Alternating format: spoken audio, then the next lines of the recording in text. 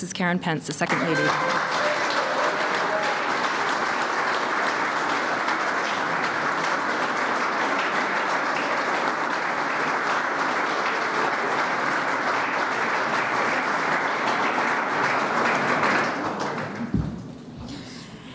Thank you, Jeannie. It's an honor to be here. It's a real privilege to see all of these young people who are just absolutely amazing. We spent about an hour with them upstairs, and it was just really great. A lot of you know, because you just heard in my bio, that we have 3 beautiful children and now a daughter-in-law. But what you may not know is that we struggled with infertility for 6 years. And we didn't think we would ever be able to have a child of our own. So we put ourselves on an adoption list. We got called from the adoption agency that we were one of the couples a young girl who was in an unplanned pregnancy was considering. When we got the call, I happened to be pregnant with Michael, and so we took our name off of that list and felt like we would trust God with the pregnancy that we had. And it turned out great. We have 3 great kids. But part of the life issue is the side of compassion. And in introducing my husband today, you need to understand that as a governor, he was one of the most pro-adoption governors. So there are 2, yes.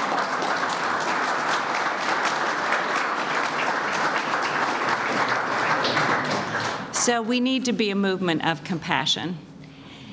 But we've been very involved in pro-life issues before we ever came to Capitol Hill. Before we came to Capitol Hill, we were supporting crisis pregnancy centers and speaking for life. And it's an issue near and dear to our hearts. It's so near and dear to our hearts that when we decided to run for Congress a 3rd time, years after we had lost 2 initial races, our children were 6, 7, and 8. And in explaining to them why we were going to uproot our family and run for Congress, and if we won, move to Washington, D.C., we showed them the cover of the Life magazine that showed the baby in the womb. And we said, this is why we're going to Washington, because we want to pass laws that save the babies. And so that's who the Vice President is. That's who he's been for a very, very long time. And I know he's the one you want to hear from. So Vice President Mike Pence.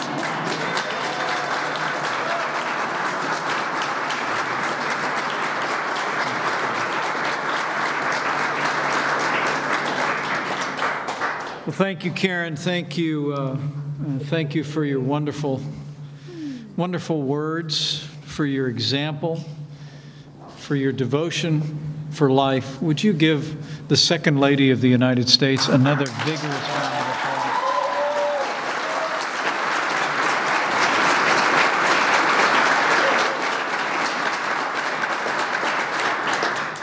And let me say,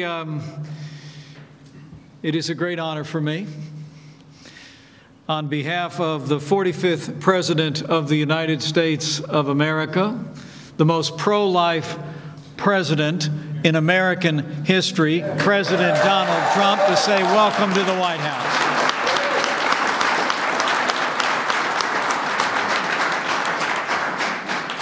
I know the President is very much looking forward to a Rose Garden event to help participate in the March for Life tomorrow. And we're going to be with you all. Just a little bit off the mall, but we'll be with you in spirit.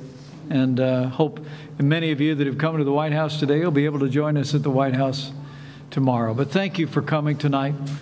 We wanted to extend the hospitality of the First Family and really extend a thanks to all of you who've been so instrumental in this extraordinary annual event.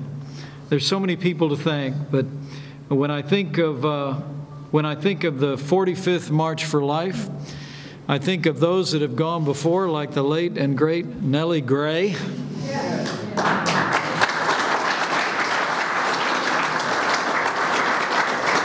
and her worthy successor, the president of the March for Life, our friend Jeannie Mancini. Thank you, Jeannie. Where are you?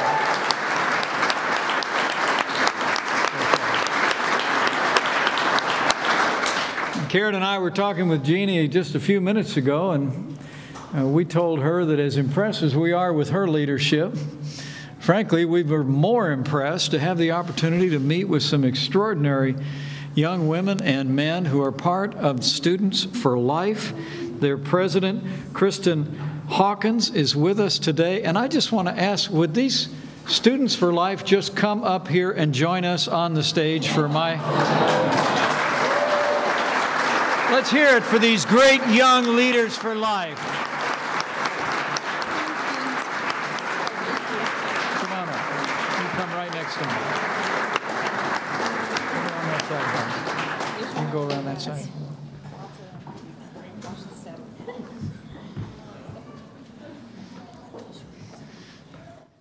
All right, everybody, it looks like they are wrapping things up there in our nation's capital. Vice President Mike Pence hosting a reception for people with March for Life. These are leaders of Students for Life organizations and from college campuses and high schools all across the country who are extending hearts and hands of compassion to young women in crisis pregnancy, and they're telling the truth about the cause of life in their generation. And I truly believe with all of my heart, this is the pro-life generation in America.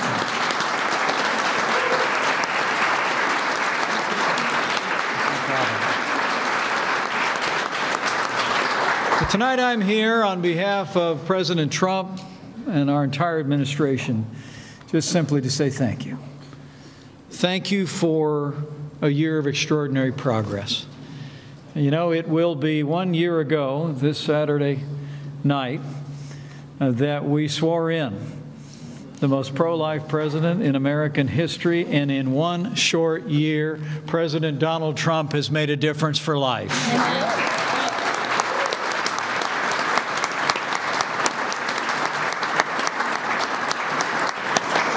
You made that happen. Your efforts over the years, over the decades, standing tirelessly for the sanctity of life, has brought this day about, this year about, a year of extraordinary accomplishment. In one of his very first acts, our president reinstated the Mexico City policy. He expanded it to cover $9 billion in foreign aid so that no taxpayer dollars will fund organizations that promote abortion around the world.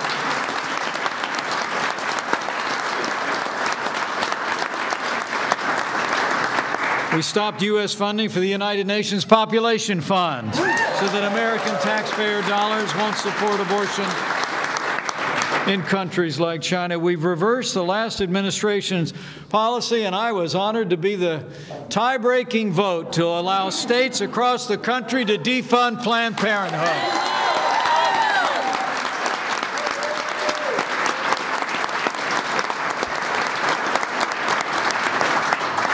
And tomorrow, President Trump will be the first president in American history to address the March for Life.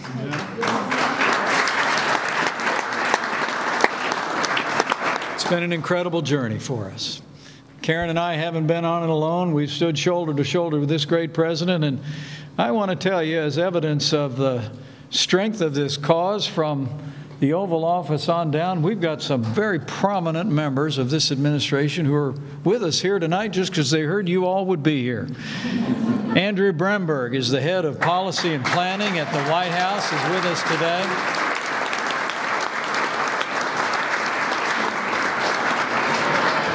And I know you've heard of that great pro-life champion, Kellyanne Conway.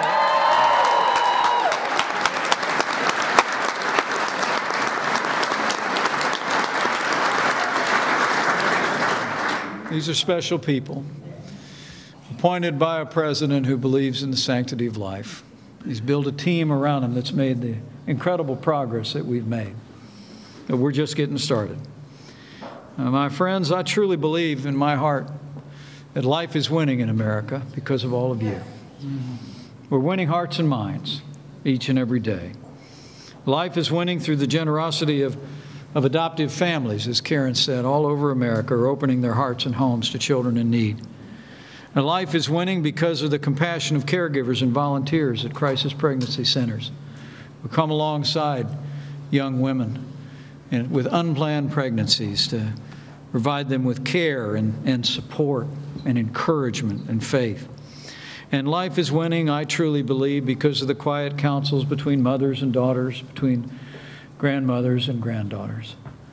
Life is winning as well because of all of you, because of your faithfulness and your prayers.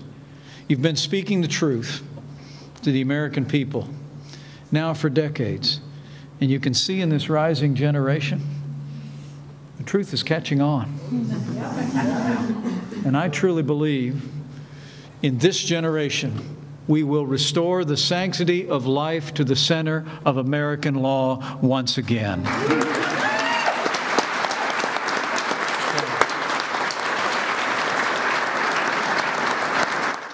All right, everybody, we have live breaking news right now. Before I go to it, definite viewer discretion is advised.